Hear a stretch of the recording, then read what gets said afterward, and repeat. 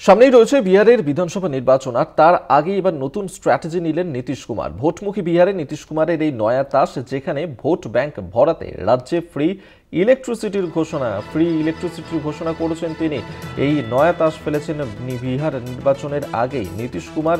তিনি এই ঘোষণা করেছেন যেখানে যদি এবারে ভোট তারা জেতেন, ক্ষমতায় আসেন, তাহলে কিন্তু ফের একবার তারা ক্ষমতায় এলে রাজ্যে ফ্রি ইলেকট্রিসিটি তারা পরিষেবা দেবেন, এমনটা কিন্তু ঘোষণা করেছেন নীতিশ কুমার।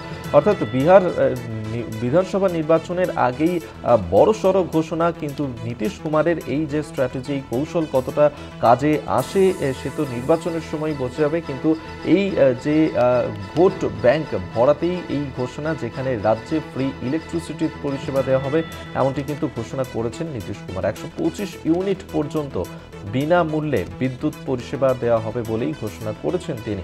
125 ইউনিট পর্যন্ত বিনামূল্যে বিদ্যুৎ পরিষেবা দেওয়া হবে, আর 1 আগস্ট থেকেই কার্যকর করা হবে এই সিদ্ধান্ত, এমনটি কিন্তু ঘোষণা করেছেন নীতিশ কুমার। ভোটমুখী বিহারে নীতিশ কুমার তার এই নয়া স্ট্র্যাটেজি। মৃন্ময় মণ্ডল আমাদের সঙ্গে এই মুহূর্তে টেলিফোনে রয়েছেন প্রতিনিধি, এই নিয়ে আরো বিস্তারিত জানবো। মৃন্ময়, সামনেই রয়েছে বিহারের বিধানসভা নির্বাচন, তার আগেই নীতিশ কুমারের বড়সড় ঘোষণা। ভোট ব্যাংক ভরাতে ঠিক কি ঘোষণা করলেন তিনি? দেখো, যেমনটাই আমরা জানি যে ভোটের আগে বিভিন্ন রাজ্যে বড় ঘোষণা কিন্তু আমরা আগেও দেখেছি, তবে এইবার বিহারে কিন্তু এক সেম জিনিস আমরা দেখতে পাচ্ছি। বিহার নির্বাচনের আগে নীতিশ কুমারের এক বড় ঘোষণা হলো যে 125 ইউনিট অব্দি বিদ্যুৎ ফ্রি করলো, এবং প্রক্রিয়া এই পুরো প্রক্রিয়াটা 1 আগস্ট থেকে কিন্তু শুরু হয়ে যাবে, এমনটাই কিন্তু নিজের এক্স হ্যান্ডেলে লিখে পোস্ট জানালেন বিহারের মুখ্যমন্ত্রী নীতিশ কুমার।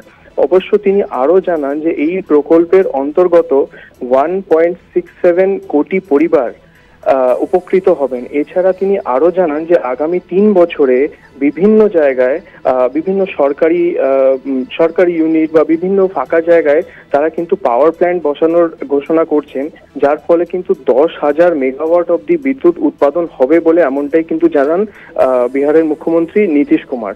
এবার বিহারের আগে এছাড়াও কিন্তু শিক্ষক নিয়োগ থেকে শুরু করে আরো অনেক ঘোষণাই কিন্তু হতে পারে, এমনটাই কিন্তু জানা যাচ্ছে। ধন্যবাদ মৃন্ময় তোমায়। মৃন্ময় মণ্ডল আমাদের সঙ্গে টেলিফোনে ছিলেন।